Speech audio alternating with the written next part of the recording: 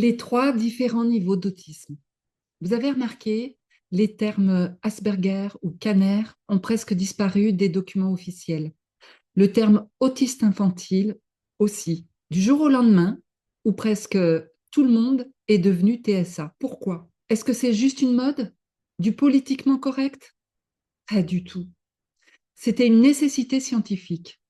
Remontons en 2013, l'année du grand Big Bang de la psychiatrie. Avant 2013, diagnostiquer l'autisme, c'était un peu comme trier des chaussettes dans le noir. On avait plein de petites boîtes différentes.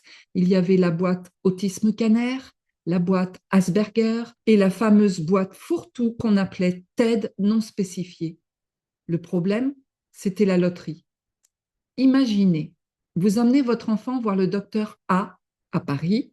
Il vous dit, il parle bien, c'est un Asperger. Vous allez voir le docteur B à Lyon. Le lendemain, il vous dit, non, c'est de l'autisme de haut niveau.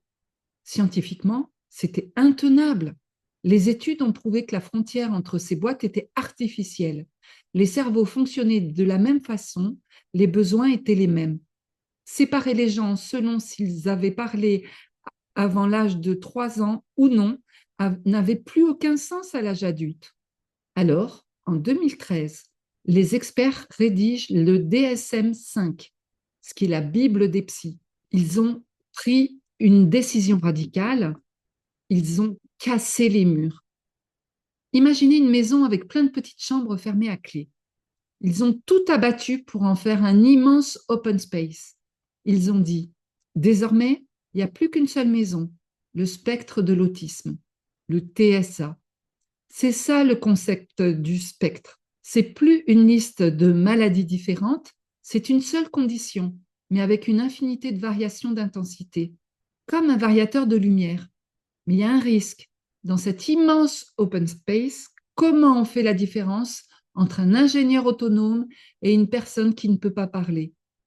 Si on appelle tout le monde autiste, comment sait-on qui aider en priorité? Et c'est là qu'ils ont eu l'idée de changer la mesure. Avant, on classait selon l'intelligence, le fameux QI. Maintenant, on classe selon l'autonomie. Ils ont créé les niveaux 1, 2 et 3. Voyez ça comme une randonnée en montagne. La montagne, c'est la vie en société. Niveau 1, la personne peut marcher seule, mais elle a besoin d'une carte et d'une boussole, sinon elle se perd. C'est un besoin de soutien. Le niveau 2, le sac à dos est trop lourd. Elle a besoin de quelqu'un pour porter une partie de la charge et la guider aux intersections difficiles. Soutien important. Et le niveau 3, la pente est trop raide pour elle seule. Elle a besoin d'un équipement complet et d'un guide qui lui tient la main en permanence pour avancer. C'est le soutien très important. Ce système est beaucoup plus humain. Pourquoi? Parce qu'il est fluide. Une étiquette Asperger s'était collée sur son front pour la vie, alors qu'un niveau, ça bouge. Un enfant peut être niveau 3 à l'âge de 5 ans, très en difficulté, et grâce à l'aide qu'on lui apporte, passer au niveau 2 ou 1 à l'âge de 10 ans. Voilà pourquoi on a changé. On a arrêté de classer les gens selon leurs symptômes bizarres pour les classer selon l'aide qu'on doit leur apporter. C'est moins stigmatisant, beaucoup plus logique, et surtout, c'est tourné vers l'action. On ne dit plus voilà comment vous êtes, on vous dit voilà ce dont vous avez besoin. Et ça change tout. Alors vous voyez, chaque niveau n'est pas une question d'intelligence ni de valeur. C'est une question de soutien nécessaire pour jouer le jeu complexe de la vie. Et comprendre ces niveaux, c'est offrir le bon soutien au bon moment, sans juger, sans comparer. Parce qu'au fond, chaque joueur de ce jeu, peu importe son niveau, mérite de progresser et de s'épanouir et de trouver sa voie.